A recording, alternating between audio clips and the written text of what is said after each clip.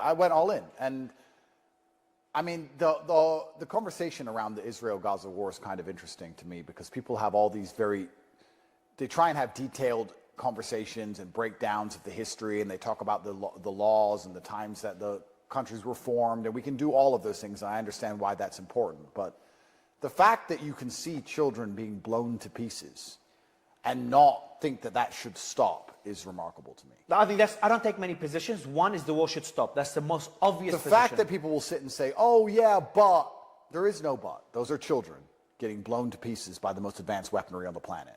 There is no but. Andrew Tate comes in hot in this clip, calling out what he sees as Israel's hypocrisy and the Western media's double standard.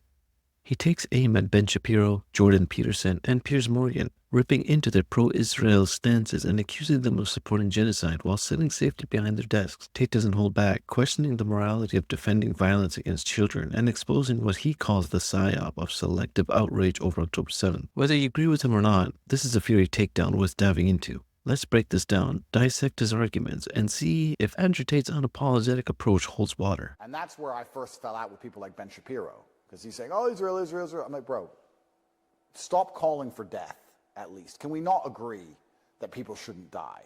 Can't we stop that? Oh, but Hamas did. That's not even what, I mean, that's actually such a pathetic argument. Oh, but Hamas did October 7th, and then you have to go back down through the whole history and everything, what happened, because it didn't start on October 7th. It started 50 years before that. And we're talking about babies getting blown up today. Tate comes out swinging here, cutting through the political noise to highlight the core issue, human suffering. This is a move that forces anyone defending the violence to confront their own biases. It's a stark reminder that no justification, be it land dispute, historical grievances, or terrorist retaliation, can overshadow the reality of innocent children dying. But these people are too emotionally involved to understand that. And yeah, I had big arguments with Jordan Peterson and Piers Morgan and Ben Shapiro after October 7th because they're on the wrong side of history. Piers Morgan says, I like his stance, at least now.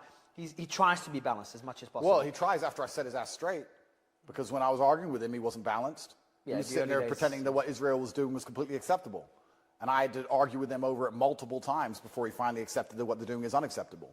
People like Jordan Peterson and Ben Shapiro have been calling for them to do what they've been doing all this time, and they still think it's acceptable.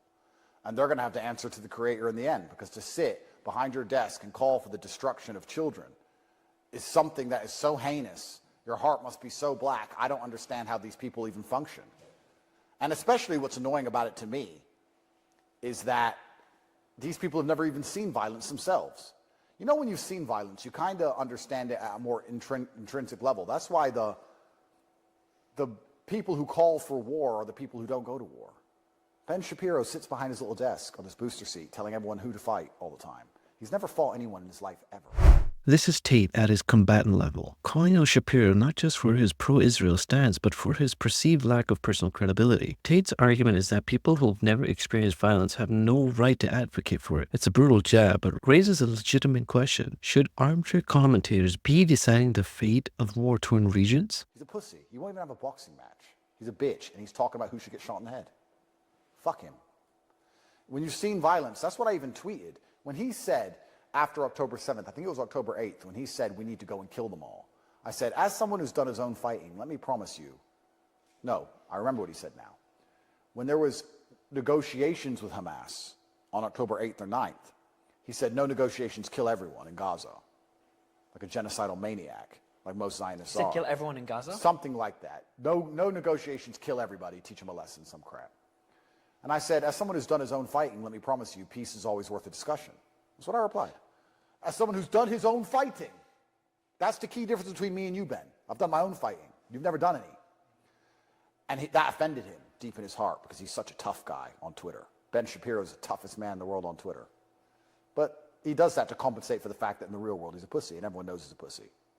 And this is the problem about insecure people or people with small man syndrome, especially on Twitter or with foreign policy, because they don't have to do the fighting themselves and they want to prove that they're a tough guy. They're actually tyrannical and psychopathic.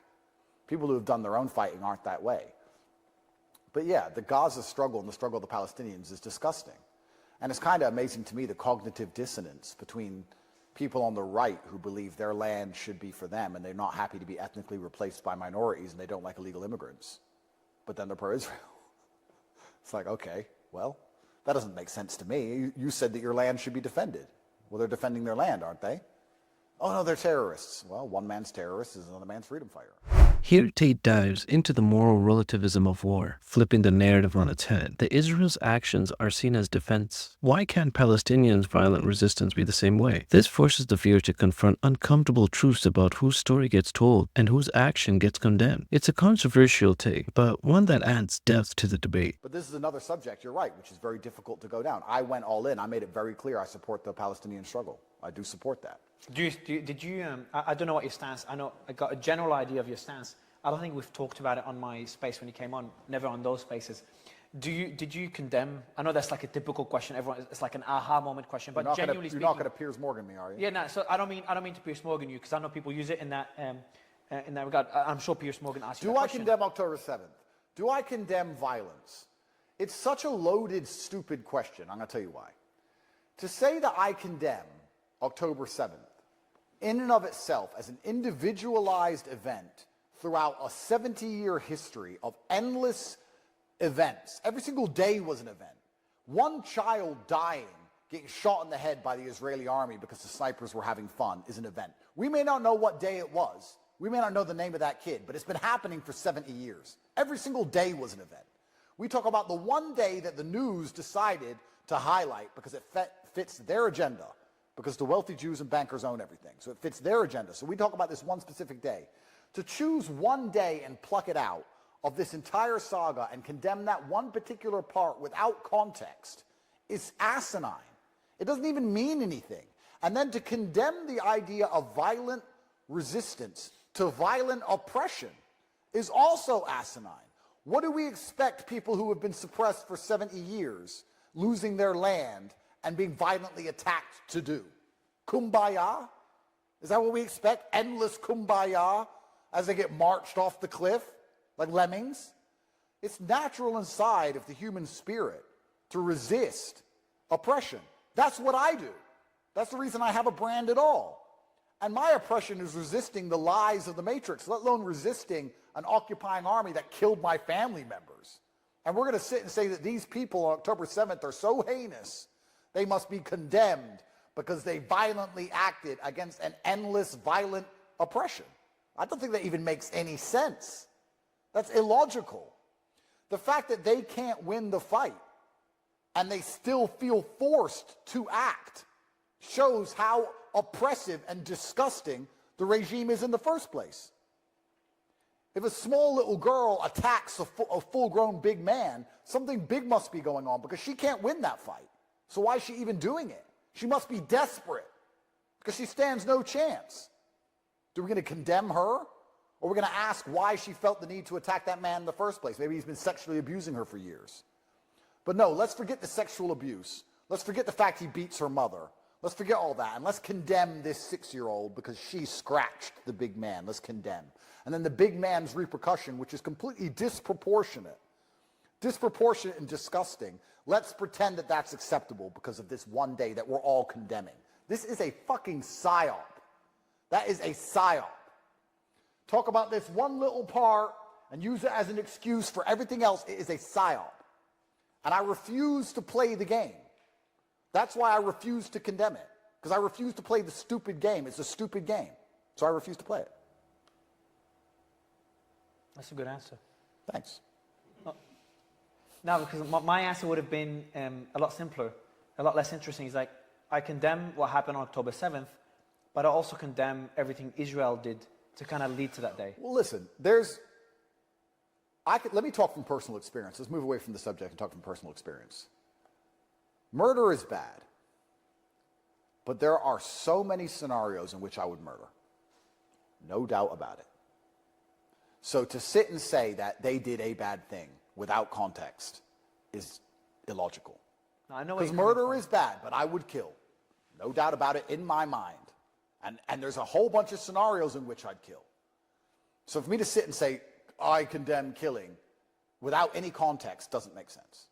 That's what they've tried to do. The general consensus of the PSYOP was to try and get everybody to condemn what Hamas did on October 7th, to try and explain away the genocide which took place afterwards. And it worked for a while. But the genocide's gone on for over a year now. Yeah, even the Saudi king called it a genocide a few days ago. Yeah, it's gone on for over a year. So it didn't work with me at the beginning. But you know, my brand and a lot of my online presence is based on the fact that I'm right before everyone else. It's not that I'm the only one who's right. I'm just right first. I was right on COVID first, and I was right on October 8th. On October 8th, I said this is a genocide. On the 8th, when nobody else said it. Really? And then, yeah, October 8th, I didn't know you were that early on to the topic. October 8th, I was arguing with Ben Shapiro and Jordan Peterson. You can see it all on Twitter. Oh, shit. I argued with Piers on the 11th of October, I believe. I'm calling it a genocide. So that's before the whole narrative shifted. Oh, yeah. I knew what was going to happen because I understand the world. I understand PSYOPs very well. What did we say at the beginning of this interview? How they use the media and they line things up so that they can use the judicial system to then have the public support their public attack or their lynching of a person. They use the media to set up what they're going to do. The way they came after October 7th, the way the media started talking about how October 7th is the worst thing that's ever happened, I knew that the repercussions for that day were going to be disproportionate. Tate exposes what he calls the media's manipulation, framing October 7th as a setup to justify disproportional retaliation. This is where he ties his argument to a broader critique of Western narratives, accusing them of cherry-picking tragedies to fit geopolitical agendas. Whether you agree or not, it's a sharp critique of how public opinions are shaped. I knew it. By the way they were setting it up in the media, or they wouldn't have mentioned it at all. There's been violence in Gaza and Israel for the last 70 years. They barely talk about it. They don't care. The fact they jumped all over October 7th and made a big deal of it was only to lay the ground for their genocide. That was clear. That's obvious. But then how do you deal with the cognitive dissonance caused by Trump's position? Obviously, you support Trump, but his position on the Palestinian cause, many pro-Palestinians... Well, he said he'd stop the war. Well, exactly. He said he'd stop the war, which is important. I mean, the first thing to do before you start discussing reallocation of land is to stop the war. And he has promised to stop the war. He has not said he's... So you mean even if he's, let's say, very pro-Israeli, as long as he stops the war, that's what matters? Well, I think that he has more chance of stopping the war than Kamala. The first thing to do would be stop the bleeding. Andrew Tate isn't just making a pro-Palestinian case, he's eviscerating the selective morality and detachment of Western commentators. Love him or hate him, he forces the audience to grapple with question of violence, bias, and power. And in this conversation, he's clearly winning the argument, if for no other reason than his raw passion and refusal to compromise. Let me know your thoughts down in the comments. And don't forget to like and subscribe. Catch you in the next one.